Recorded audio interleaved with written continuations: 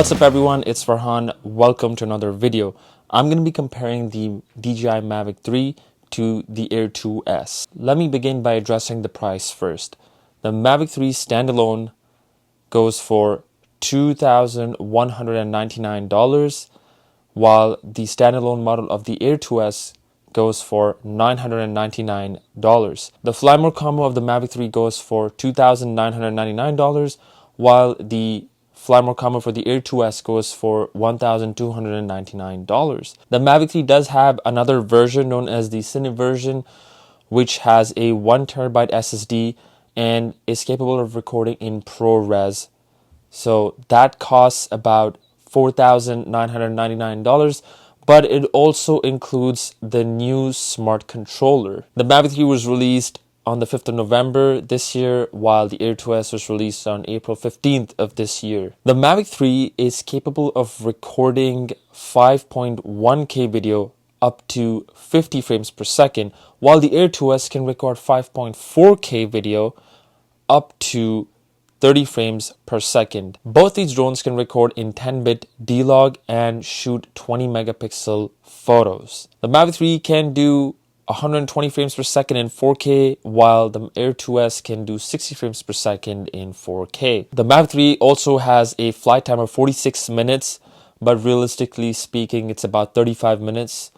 And the Air 2S has a flight time of 31 minutes, but realistically about 24 or 25 minutes. I went out yesterday to film videos and take photos with both these drones.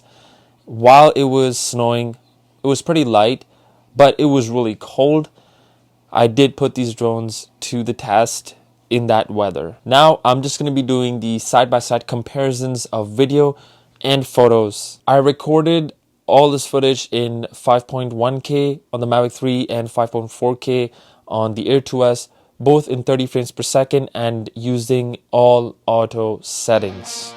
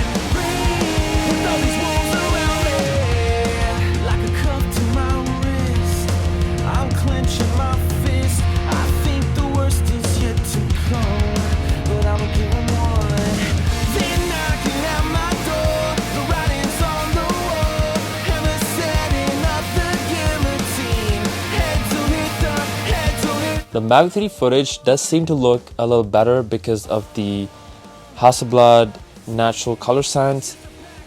I mean, you can't really tell much difference, but it does seem slightly better than the Air 2S normal color profile. Now here's some footage of both the drones shooting in 4K 60 frames per second.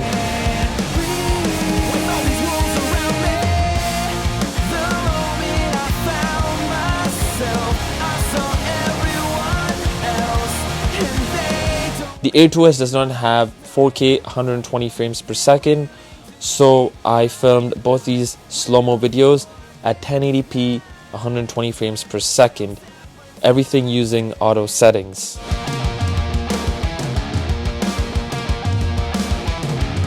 Now here's some footage at night shot on the Mavic 3 at 5.1K and on the Air 2S at 5.4K, both in normal color profile, 30 frames per second using auto settings.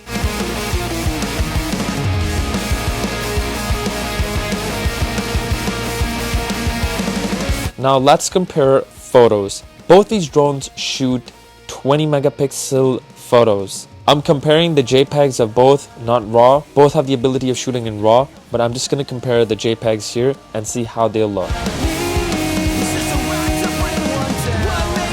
Now take a look at the photos shot at night.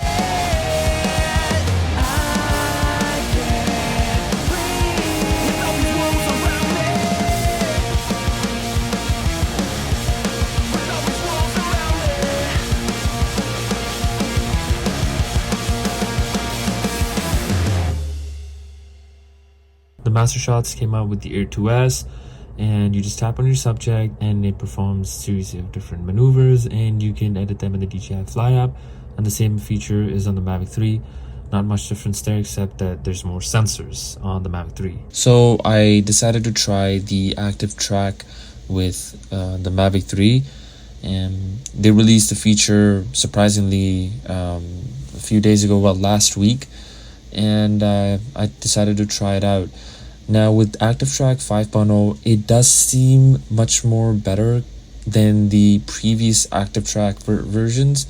So I decided to test it out, going underneath this tree and seeing how it does with all the sensors on.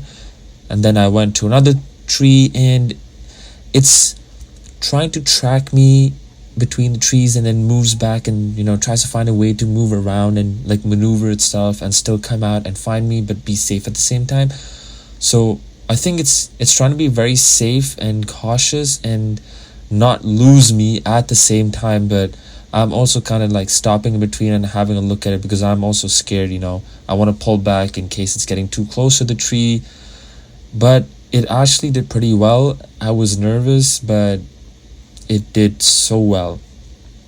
Now here's me trying it with the Air 2S that has Active Track 4.0, and it also did pretty well. But I noticed something with the Air 2S, that every time it comes near an obstacle, it'll move back a bit and then come tracking you. And this happened a few times, and maybe that's how it works. But when it detects an obstacle and it's coming toward you, whatever it is it's tracking, it'll come, move back, and then come back again to track you. Like you can see right now, it's coming to me, but it's detecting the obstacle, it moved back, and then finally came to me again.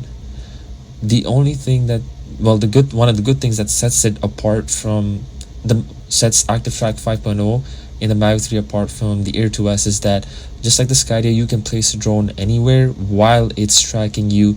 And I think this particular feature is pretty fantastic. Which drone is better for you? It depends on what you need it for and what your budget is. If you want something that's light and portable to carry around and travel with, but delivers amazing quality, the Air 2S is amazing for its price. It is capable of shooting professional looking footage as it shoots in 10-bit D-Log and delivers 20 megapixel photos with a 1-inch camera. However, if you shoot frequently in low light scenarios, the Mavic 3 is better in that aspect because it has a 4x3-inch sensor that can shoot better in low light. The Air 2S is an almost perfect drone that delivers amazing quality. What makes the Mavic 3 better than the Air 2S? The Mavic 3 has options, and people love options. For example, variable aperture. The Mavic 3 has a variable aperture from f2.8 to f11, while the Air 2S is fixed at f2.8. When I'm flying and I'm using a wrong ND filter, let's say it's a little too dark, I can just reduce the aperture and I'll have more light coming in. Or if I'm using a light ND filter and I want to reduce the amount of light coming in, I can close down the lens of the camera by increasing the aperture. Instead of bringing the drone back, landing it, turning it off, putting the right ND filter, and then taking off again like I would have to with the Air 2S. The other aspect where the Mavic 3 takes over the Air 2S is the bigger sensor. It can shoot really nice looking footage with that 4x3-inch sensor, even in low light. The Mavic 3 may record in a lower resolution compared to the Air 2S, but it delivers much better detail in the videos. The D-Log from the Mavic 3 is more flat compared to the D-Log of the Air 2S. You're able to film amazing low light scenes with the Mavic 3 because of its 4x3-inch sensor compared to the 1-inch sensor of the Air 2S. The Mavic 3 also has omnidirectional sensors, while the Air 2S only has them in the front on the top, at the back, and underneath. The Air 2S has been my go-to drone after I was able to get my hands on it since its release, and it has delivered amazing quality content every time, and I've never been disappointed. The only things I wish that there was on the Air 2S was variable aperture and maybe omnidirectional sensing. Apart from that, it did deliver some really good results, and I wasn't disappointed. My clients weren't disappointed either. However, I do want more options in terms of variable aperture, a bigger sensor, and the Hasselblad camera, which delivers even better results. Are you thinking of upgrading from the Air 2S to the Mavic 3? Why? Let me know down in the comments below. And which one are you considering to buy between the Air 2S and the Mavic 3? I hope I've come close to explaining which is better for you and for your needs. And let me know as well down in the comments below which one you're planning to get. Hit the like button if you found this video helpful, and subscribe if you haven't already for more weekly videos. Thank you for watching, and I'll see you guys in the next one. Take care.